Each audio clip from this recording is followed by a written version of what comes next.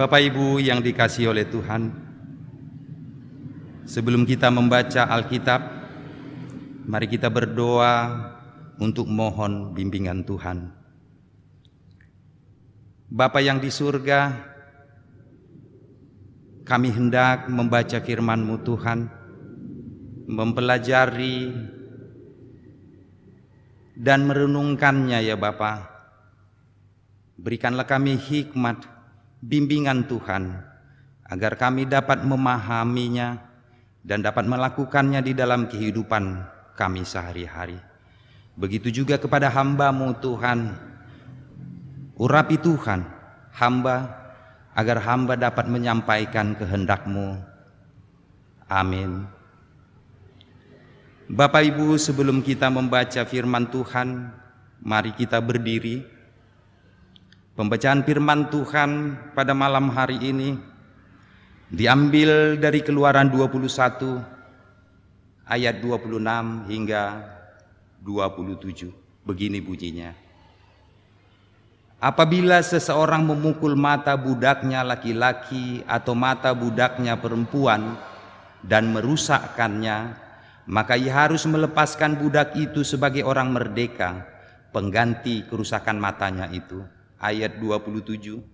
Dan jika ia menumbuk sampai tanggal gigi budaknya laki-laki atau gigi budaknya perempuan, maka ia harus melepaskan budak itu sebagai orang merdeka, pengganti kehilangan giginya. Demikianlah pembacaan firman Tuhan. Haleluya. Haleluya. Haleluya. Haleluya.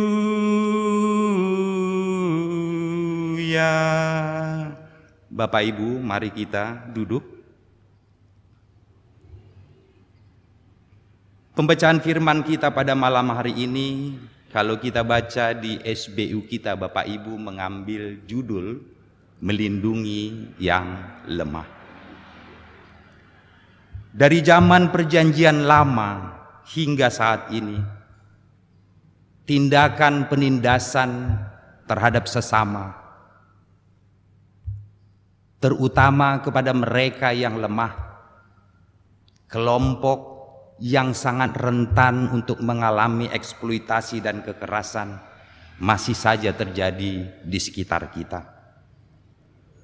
Apakah itu penindasan yang bersifat fisik, ataupun itu bersifat verbal, atau pada saat ini lagi tren menggunakan media sosial.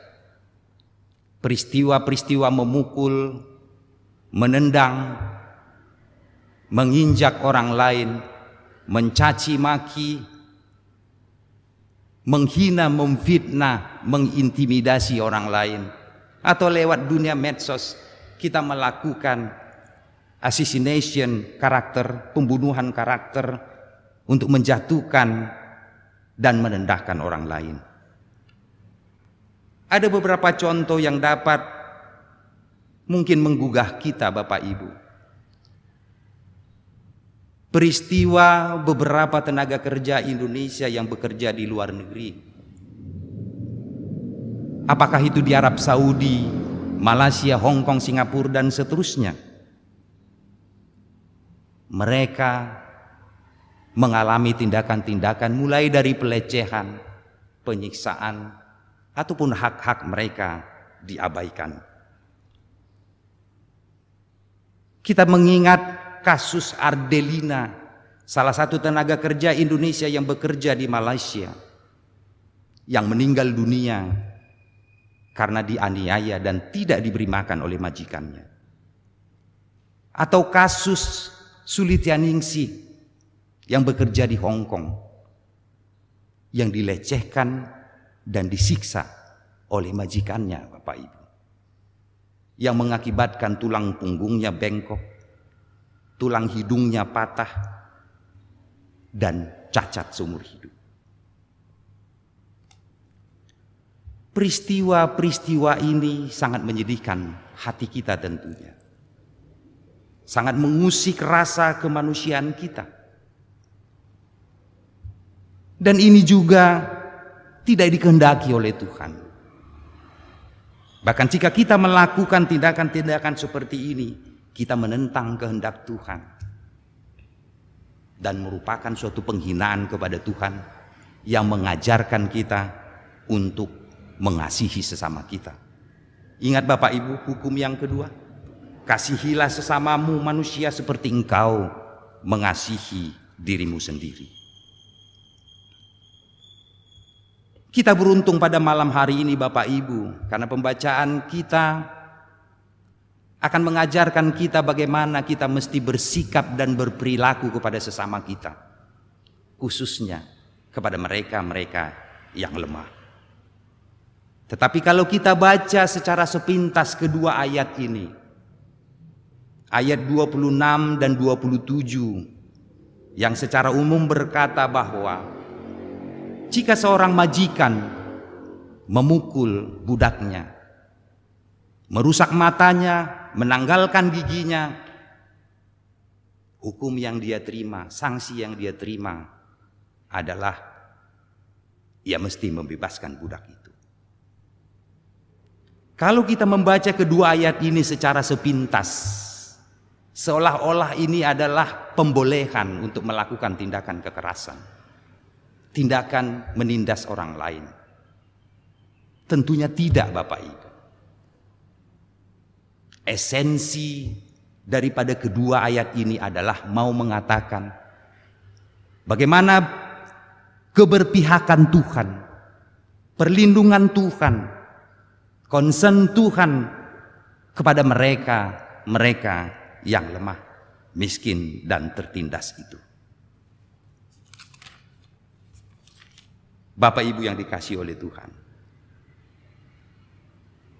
apa pesan yang hendak disampaikan oleh Tuhan kepada kita sebagai tuntunan kita bersikap dan berperilaku lewat kedua ayat ini? Yang pertama, bahwa Tuhan peduli kepada mereka yang lemah. Tuhan hadir, Tuhan datang sebagai penolong, penyelamat, pembebas dan pemelihara kehidupan mereka. Tetapi sebaliknya, Tuhan tidak pernah meluputkan mereka yang melakukan tindakan-tindakan jahat dari hukumnya. Bapak Ibu yang dikasihi oleh Tuhan, kita bisa mereview, membaca ulang dari kitab Keluaran, bagaimana perbuatan-perbuatan Tuhan yang begitu dahsyat, begitu ajaib untuk menolong umat Israel yang menjadi umat yang tertindas di tanah Mesir. Kita melihat bagaimana Tuhan membebaskan bangsa Israel keluar dari Mesir dengan menjatuhkan 10 tulah, 10 bencana di tanah Mesir. Kemudian bagaimana Tuhan bekerja merubah hati bangsa Mesir menjadi bangsa yang murah hati, mau membagikan emas dan peraknya kepada umat Israel yang hendak keluar dari tanah Mesir. Kemudian bagaimana Tuhan memelihara umat Israel ketika mereka ada di padang gurun Sinai. Tuhan menyatakan 10 firman-Nya dan beberapa peraturan-peraturan bagaimana mesti beribadah sesuai dengan kehendak Tuhan dan bagaimana mesti bersikap dan berperilaku kepada sesama. Dan perbuatan dasar yang lainnya Bapak Ibu, ketika Tuhan menolong umat Israel untuk menyeberangi sungai Yordan, sungai yang begitu dalam, airnya mengalir begitu deras, tetapi ketika para imam menapakkan kakinya di air sungai Yordan, sungai itu berhenti mengalir sehingga umat Israel dapat menyeberangi sungai Yordan. Bapak Ibu, peristiwa-peristiwa perbuatan dahsyat yang dilakukan Tuhan untuk menolong bangsa itu mestinya mampu menumbuhkan dan meningkatkan keimanan kita, keyakinan kita Mantapnya kita untuk menyandarkan, menyerahkan, menggantungkan kehidupan kita kepada Tuhan. Tidak ada yang mustahil bagi Tuhan untuk menolong saya dan Bapak Ibu. Siapapun kita, seberat apapun persoalan di dalam hidup kita, Tuhan mampu melakukannya. Lihat apa yang dilakukan Tuhan terhadap umat Israel di masa perbudakan ketika mereka keluar, Bapak Ibu. Tetapi sebaliknya, Tuhan tidak meluputkan sanksinya kepada mereka yang melakukan hal-hal yang jahat. Mari kita review apa yang dilakukan Tuhan ketika Tuhan bangkit melawan bangsa Mesir dan Fir'aun. Ketika mereka tidak membiarkan bangsa Israel keluar dari Mesir. Setelah bangsa Israel begitu menderita hidup karena ditindas, dianiaya, kerja paksa atau kerja rodi seperti masa penjajahan Jepang kala itu. Tetapi lihat kedahsyatan Tuhan, Bapak Ibu. Tuhan menjatuhkan 10 tulah, 10 bencana di atas tanah Mesir. 9 tulah pertama yang dimulai dengan air berubah menjadi darah. Mesir diselimuti oleh katak, nyamuk, penyakit sampar dan seterusnya. Belum mampu mengubah kecongkakan, kesombongan dan keras hati Fir'aun untuk membebaskan umat itu keluar dari tanah Mesir. Tetapi ketika Tuhan menjatuhkan sanksi yang ke-10, di mana semua anak-anak sulung Mesir mati, mulai dari tawanan sampai keluarga raja, menaklukkan Fir'aun. Pada akhirnya dia membiarkan bangsa Israel keluar dari Mesir. Bahkan Bapak Ibu meminta mereka untuk keluar dari tanah Mesir. Bapak Ibu yang dikasihi oleh Tuhan, peristiwa ini, peristiwa pertolongan Tuhan yang dahsyat kepada umat Israel, peristiwa bagaimana Tuhan bangkit melawan bangsa yang menindas itu. Di sini Tuhan ingin menunjukkan kasih dan kuasa-Nya. Tetapi di sisi lain, ini mestinya dapat menumbuhkan penghormatan kita, rasa setia dan taat kita kepada Tuhan. Bagi Tuhan tidak ada yang mustahil dilakukan oleh Tuhan. Dan bagi Tuhan apa saja bisa dilakukan untuk menolong saya dan Bapak Ibu.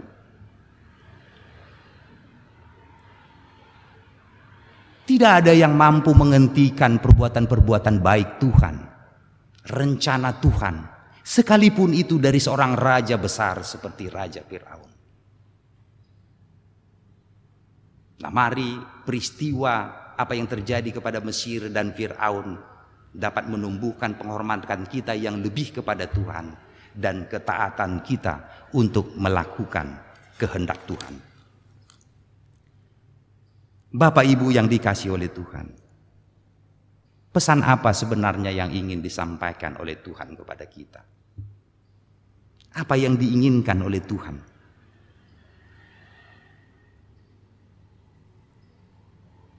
Yang pertama, Bapak Ibu,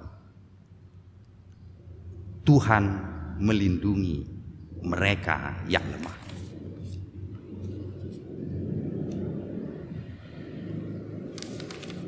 Yang kedua, yang menjadi concern kita sebagai renungan kita, Bapak Ibu, Tuhan memanggil kita untuk melindungi mereka yang lemah yang ada di sekitar kita. Ini adalah kehidupan kita sehari-hari. Bagaimana kita hadir di tengah-tengah lingkungan masyarakat kita, dan kita mempraktekkan perbuatan-perbuatan kasih itu di sekitar kita, khususnya kepada mereka yang lemah. Siapapun kita Bapak Ibu, siapapun kita. Apakah kita seorang pemilik perusahaan, owner daripada suatu perusahaan yang memiliki pekerja-pekerja, atau kita seseorang yang memiliki asisten rumah tangga, mari kita tidak melakukan tindakan-tindakan penindasan kepada mereka. Mari kita tidak bersikap sewenang-wenang kepada mereka. Jangan kita menganggap dan memandang mereka sebagai suatu barang yang dapat kita perlakukan sesuka hati kita. Tetapi sebaliknya, mari kita berbelas kasih.